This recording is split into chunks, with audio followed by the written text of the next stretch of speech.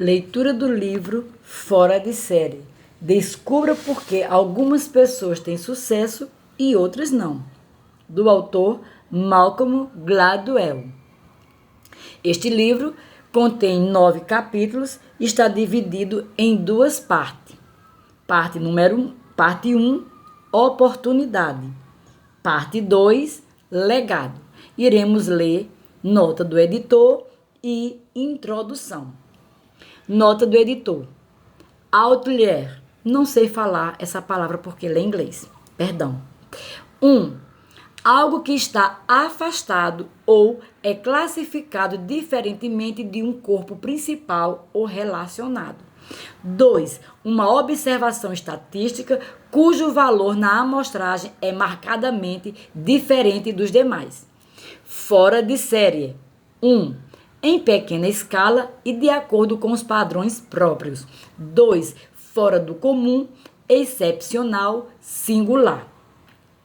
Outliers, título da obra de Malcolm Gladwell, na língua inglesa, nos colocou diante de um desafio que costuma se impor com frequência ao trabalho de tradução. Não temos em nosso idioma uma palavra que corresponda exatamente ao vocábulo usado no idioma original. Esse é o caso de Outlier.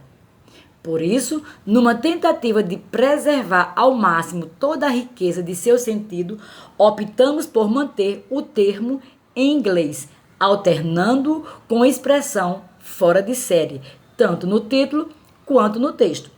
Como você pode observar acima, a definição dessa locução em muito se aproxima do conceito outlier fornecido pelo autor na edição original. Introdução. O mistério de Rosseto. Aquelas pessoas estavam morrendo de velhice, nada mais. Rosseto Valfortore situa-se a 160 quilômetros a sudoeste de Roma, nos contrafortes dos Apeninos, na província italiana de Foggia. No estilo das aldeias medievais, a cidade se organiza em torno de uma grande praça central. Diante dela está o Palazzo Marchesali, o palácio da família Sagesse. No passado, a maior proprietária das terras da região. Uma arcada lateral conduz a uma igreja, a Madonna del Carmine, Nossa Senhora do Monte Carmine. Degraus de pedras estreitos sobe as encostas dos montes, flanqueados por grupos de casas e pedra, de 2 andares e telhas vermelhas. Durante séculos, os paesani, os camponeses de Rosseto, trabalharam nas pedreiras de mármores das montanhas em torno da cidade ou cultivaram os campos no vale abaixo, descendo de 6 a 8 quilômetros de manhã e depois fazendo o longo percurso de volta à noite. A vida era dura. Os moradores desse lugar mal sabiam ler. Eram paupérrimos e não tinham muita esperança de melhorar economicamente. Foi quando, no final do século XIX, chegou à região a notícia que havia uma terra de oportunidades do outro lado do oceano. Em janeiro de 1882, um grupo de 11 moradores da cidade, 10 homens e um menino, zarparam para Nova York. Passaram a primeira noite nos Estados Unidos, dormindo no chão de uma taverna em Mulberry Street, na pequena Itália de Manhattan. Depois se aventuraram para o oeste até encontrarem trabalho numa pedreira de Ardósia, a 145 quilômetros da cidade, perto de Bangor, Pensilvânia. No ano seguinte, mais 15 pessoas de Rosseto trocaram a Itália pela América e vários membros desse grupo foram se juntar aos que já haviam chegado. Esses novos imigrantes, por sua vez, enviaram notícias a Rosseto sobre a promessa do novo mundo. Em pouco tempo, outros grupos de conterrâneos seus começaram a fazer as malas e rumar para a Pensilvânia. O pequeno fluxo inicial de imigrantes acabou se transformando numa torrente. Em 1894, cerca de 1.200 habitantes de Rosseto solicitaram passaportes para os Estados Unidos, deixando ruas inteiras de sua cidade natal completamente abandonadas. Essas pessoas começaram a comprar terras numa encosta rochosa ligada a Bangor, por apenas uma trilha de carroça íngreme e sucata. Construíram grupos de casas de pedra de 2 andares, com tetos de ardósia em ruas estreitas que se estendiam de alto a baixo na encosta. Ergueram uma igreja e batizaram-na de Nossa Senhora do Monte Carmelo. A via principal onde ela se localizava ganhou o nome de Avenida Garibaldi, em homenagem ao grande herói da unificação italiana. No princípio, chamaram sua cidade de Nova Itália, mas logo mudaram o nome para Rosseto, que pareceu mais apropriado, pois quase todos os seus moradores eram procedentes da mesma aldeia na Itália. Em 1896, um jovem e dinâmico sacerdote, Padre Pasquale Dinisco, assumiu a igreja de Nossa Senhora do Monte Carmelo. Dinisco criou sociedades espirituais e organizou festas. Incentivou as pessoas a limpar os terrenos e a plantar cebola, feijão, batata e árvores frutíferas nos grandes quintais de suas casas. Distribuiu sementes e mudas. Rosseto ganhou vida. A população passou a criar porcos e a cultivar uvas para o vinho caseiro. Escolas, um parque, um convento e um cemitério foram construídos. Pequenas lojas, confeitarias, restaurantes e bares começaram a se instalar ao longo da Avenida Garibaldi. Mais de 12 fábricas surgiram produzindo blusas para o comércio de roupas. Na vizinha Bangor, a população era predominantemente galesa e inglesa. Na outra cidade mais próxima, a concentração era de alemães. Dadas as relações hostis entre ingleses, alemães e italianos naquela época, Rosseto continuou a abrigar exclusivamente sua própria população. Quem subisse ou descesse suas ruas nas primeiras décadas do século XX, ouviria apenas italiano, mas não qualquer italiano, somente o típico dialeto sulista de Foggia, ou Foguia, falado na Rosseto europeia. A Rosseto americana era seu próprio mundo minúsculo e autossuficiente, praticamente desconhecido pela sociedade em volta, e poderia ter permanecido assim não fosse um homem chamado Stuart Wolff. Eu acho que é assim que fala. Ele era médico, especialista em estômago e digestão. Lecionava na Faculdade de Medicina da Universidade de Oklahoma. Passava os verões numa fazenda na Pensilvânia, não longe de Rosseto. Embora isso não significasse grande coisa, pois a cidade estava tão concentrada em seu próprio mundo que era possível morar ao lado e não saber muito sobre ela. Certa vez, acho que no final da década de 1950, eu estava lá e fui convidado para dar uma palestra na sociedade médica local. Esse médico contou, anos depois, numa entrevista, após a apresentação, um dos médicos me chamou para tomar uma cerveja.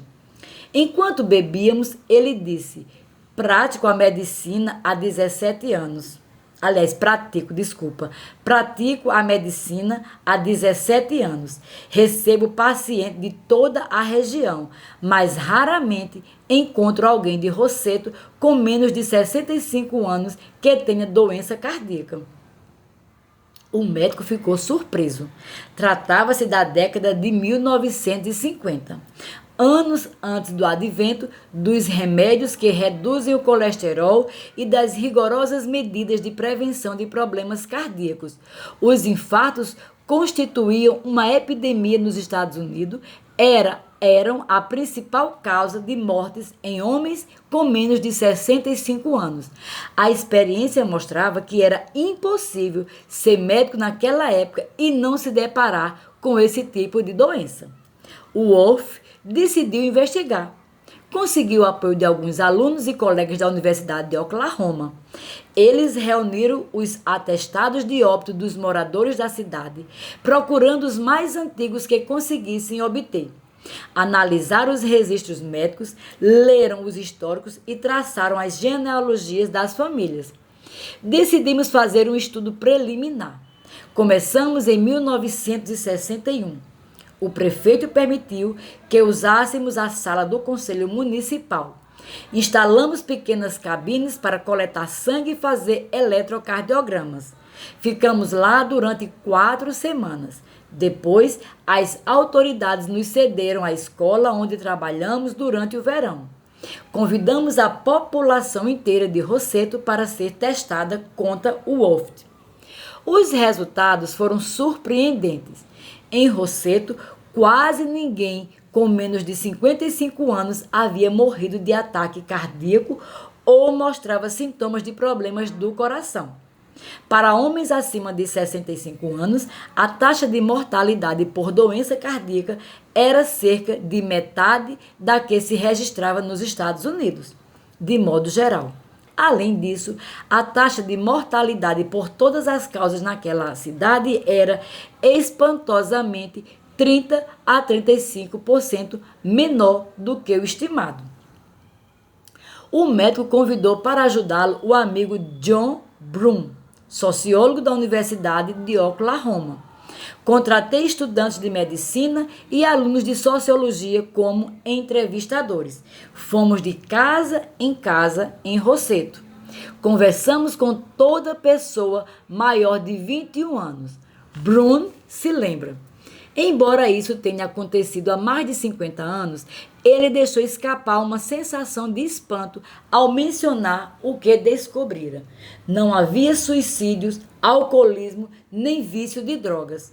O número de crimes era mínimo, ninguém dependia da previdência social.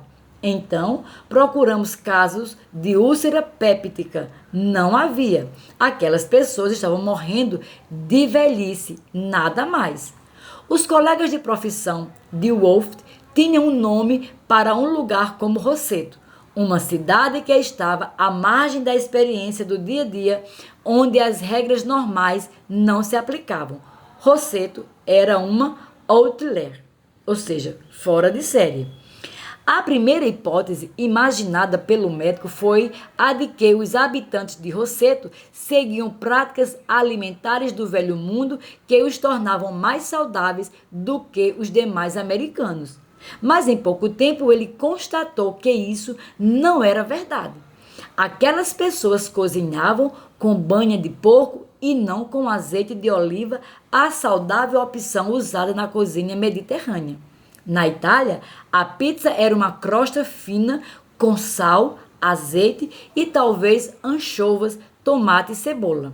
Na Pensilvânia, ela combinava massa de pão com salsicha, pepperoni, salame, presunto e às vezes ovos. Doces como o biscotti e taralli, que na Itália costumava ser reservados para o Natal e a Páscoa. Em Rosseto, eram consumidos o ano inteiro. Quando o Wolff pediu que nutricionistas analisassem os hábitos alimentares da população local, constatou-se que 41% das calorias, uma porcentagem imensa, era proveniente de gorduras, e nenhum morador daquela cidade acordava de madrugada para praticar yoga ou correr 10 quilômetros. Muitos eram fumantes, inveterados e enfrentavam a obesidade. Se a causa daquela saúde acima da média não estava na dieta nem na prática de exercícios físicos, estaria então na genética? Como aquelas pessoas constituíam um grupo coeso originário da mesma região da Itália, o médico passou a considerar a possibilidade de que elas pertencessem a uma estirpe particularmente robusta, com grande resistência à doença. Então, rastreou parentes desses indivíduos em outras regiões dos Estados Unidos para ver se eles compartilhavam a saúde notável dos primos da Pensilvânia. Não foi o caso. O médico examinou em seguida a própria região de Rosseto. Será que viver nos contrafortes do leste da Pensilvânia poderia oferecer algum benefício à saúde? As duas cidades mais próximas dali eram Bangor, situada um pouco abaixo dos montes, e Nazaré, e alguns quilômetros de distância. Ambas tinham mais ou menos o tamanho de Roseto e eram habitadas por imigrantes europeus, também muitos trabalhadores. O médico examinou os registros médicos das duas cidades. Para homens acima de 65 anos, as taxas de mortalidade por doenças cardíacas em Nazaré e Bangor era cerca de 3 vezes mais alta do que em Roseto. Outra pista falsa.